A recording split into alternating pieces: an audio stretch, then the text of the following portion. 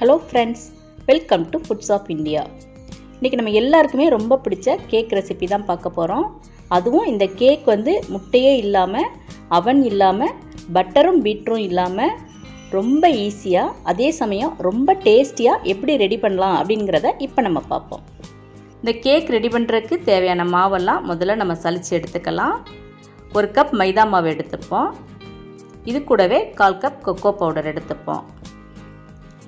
1/2 teaspoon baking powder, 1/4 teaspoon baking soda, 1/4 teaspoon உப்பு. இப்போ இது எல்லாம் போட்டு நல்லா மிக்ஸ் பண்ணிக்கணும். இந்த மாதிரி நல்லா மிக்ஸ் பண்ணோம்னா தான் கேக் வந்து நல்லா ஃப்ளஃபியாக வரும். இதுக்கப்புறம் இப்போ இதை நல்லா சலிச்சு எடுத்துக்கலாம். இப்போ இது கூட 3/4 கப் அளவுக்கு பவுடர் சுகர் போட்டுக்கலாம். உங்களுக்கு இனிப்பு அதிகமாக தேவைப்பட்டால் நீங்கள் 1 கப் அளவு கூட போட்டுக்கலாம். பவுடர் சுகருக்கு போல் ப்ரௌன் சுகர் கூட போட்டுக்கலாம். இப்போ இது எல்லாத்தையும் சேர்த்து நம்ம நல்லா இந்த மாதிரி மிக்ஸ் பண்ணிப்போம். இப்போ எல்லாம் நல்லா இந்த மாதிரி மிக்ஸ் பண்ணதுக்கப்புறம் காய்ச்சி ஆற வச்ச பால் 1 கப்பை இது கூட சேர்த்துக்கலாம். கூடவே 1/4 கப் ரீஃபைண்ட் ஆயில் போட்டுக்கலாம். நீங்கள் விருப்பப்பட்ட பட்டர் கூட போட்டுக்கலாம். இது கூடவே 1 டீஸ்பூன் லெமன் ஜூஸ் ஊற்றிக்கலாம், அல்லது வினிகர் கூட ஊற்றிக்கலாம். நான் இன்றைக்கி வந்து லெமன் ஜூஸ் தான் போட்டிருக்கேன். 1/2 டீஸ்பூன் வெனிலா எசன்ஸ் போட்டுக்கலாம். இப்போ இது எல்லாத்தையும் விஸ்க் மூலமாக இந்த மாதிரி நல்லா பீட் பண்ணிக்கலாம். கட்டி இல்லாமல் நல்லா நம்ம பீட் பண்ணிக்கணும். ஒரே டைரெக்ஷனில் தான் நம்ம மாவு இந்த மாதிரி பீட் பண்ணிக்கணும். இது கூட நம்ம விருப்பப்பட்ட இன்ஸ்டன்ட் காஃபி பவுடரை கூட சேர்த்துக்கலாம். இப்போ நம்மளோட கேக் பேட்டர் ரெடி ஆகிட்டது. இப்போ நம்ம வந்து கேக் ரெடி பண்ணிடலாம். முதல்ல இதுக்கு தேவையான பாத்திரத்தை வந்து நம்ம சூஸ் பண்ணிக்கணும். இன்றைக்கி நான் வந்து இந்த மாதிரி ஹைட்டான ஒரு சின்ன ப்ரெஷர் குக்கர் எடுத்திருக்கேன். இப்போ இதில் அடியில் வந்து நம்ம ஃபுல்லாக ஆயிலை வந்து இந்த மாதிரி நல்லா ஸ்ப்ரெட் பண்ணி விடலாம். உங்கள்கிட்ட பட்டர் பேப்பர் இருந்தால் நீங்கள் பட்டர் பேப்பர் போட்டுக்கலாம். அப்படி இல்லைன்னா இதுக்கு மேலே வந்து மைதா மாவை நல்லா ஸ்ப்ரெட் பண்ணிக்கலாம். நான் வந்து பட்டர் பேப்பர் போட்டு அதுக்கு மேலே இந்த மாதிரி ஆயிலை ஸ்ப்ரெட் பண்ணிக்கிறேன். கேக் ரெடி பண்ணுறதுக்கு இந்த மாதிரி அகலம் குறைச்ச ப்ரெஷர் குக்கர் தான் எடுத்துக்கணும்.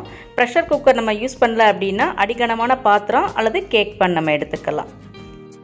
ஒரு ஸ்டிக்னால் இந்த மாதிரி கேக் பேட்டர் பண்ணோன்னா அந்த ஏர் பபிள்ஸ்லாம் ரிமூவ் ஆயிரும். அப்படி இல்லைன்னா இந்த மாதிரி கூட நம்ம டேப் பண்ணிக்கலாம். இந்த மாதிரி நம்மள்ட்ட அலுமினியம் ஃபாயில் பேப்பர் தான் நம்ம மேலே கவர் பண்ணிக்கலாம்.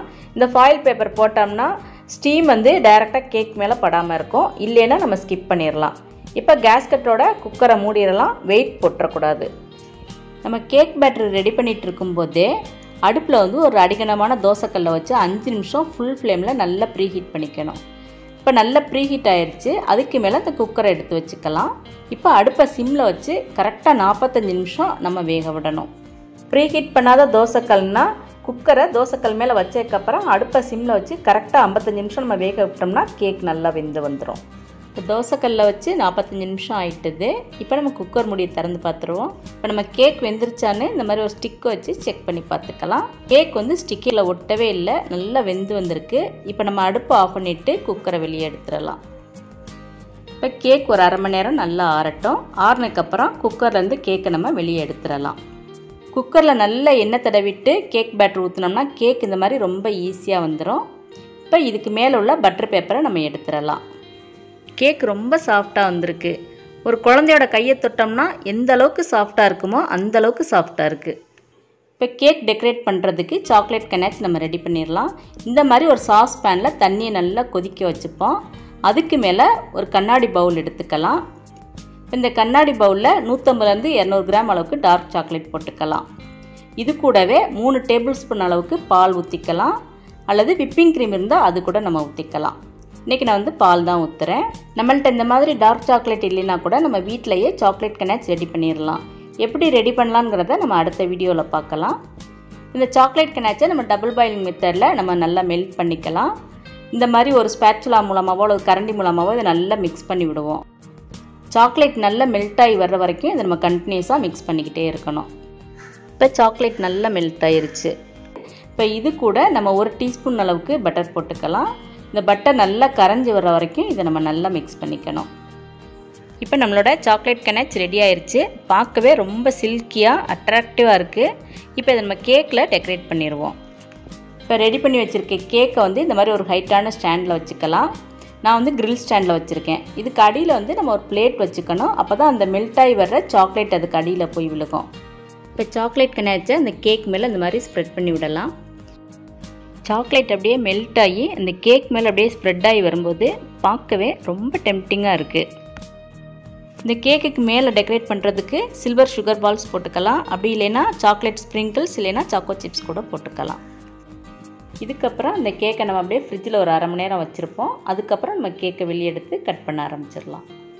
பொதுவாக அவன் இல்லாமல் கேக் ரெடி பண்ணுறதுக்கு உப்பு போட்டு அதுக்கு மேலே கேக் பேட்டர் வச்சு கேக் ரெடி பண்ணோம்னா அந்த கேக்கில் வந்து அந்த உப்போட டேஸ்ட் வந்து ரொம்ப அதிகமாக இருக்கும். ஒரு சில பேருக்கு அந்த டேஸ்ட் பிடிக்காது.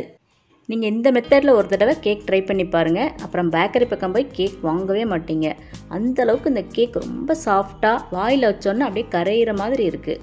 முட்டை இல்லாமல் அவன் இல்லாமல் இவ்வளோ சாஃப்டாக இவ்வளோ டேஸ்டியாக கேக் ரெடி பண்ண முடியுமான்னு எல்லோரும் ரொம்ப ஆச்சரியப்பட்டு போயிடுவாங்க. இதே மாதிரி முட்டை போட்டு அவன் இல்லாமல் எப்படி கேக் ரெடி பண்ணலாம் அப்படிங்கிற வீடியோட லிங்க் வந்து டிஸ்கிரிப்ஷனில் இருக்குது. மேலே உள்ள ஐ பட்டன்லையும் நம்ம கிளிக் பண்ணி பார்த்துக்கலாம். இப்போ இதே கேக்கை நம்ம அவனில் வைக்கணுன்னா 180 டிகிரியில் அவனை ப்ரீ ஹீட் பண்ணிக்கணும். அதே 180 டிகிரியில் இந்த கேக்கை 35 நிமிஷம் வச்சு பேக் பண்ணிக்கணும். இதே மாதிரி ரொம்ப ஈஸியான கேக் ரெசிபீஸ்லாம் நம்ம அடுத்தடுத்த வீடியோக்களில் பார்க்கலாம். இந்த வீடியோ உங்களுக்கு பிடிச்சிருந்ததுன்னா லைக் பண்ணுங்கள், ஷேர் பண்ணுங்கள், மறக்காமல் இந்த சேனலை சப்ஸ்கிரைப் பண்ணுங்கள். தேங்க்ஸ் ஃபார் வாட்சிங்.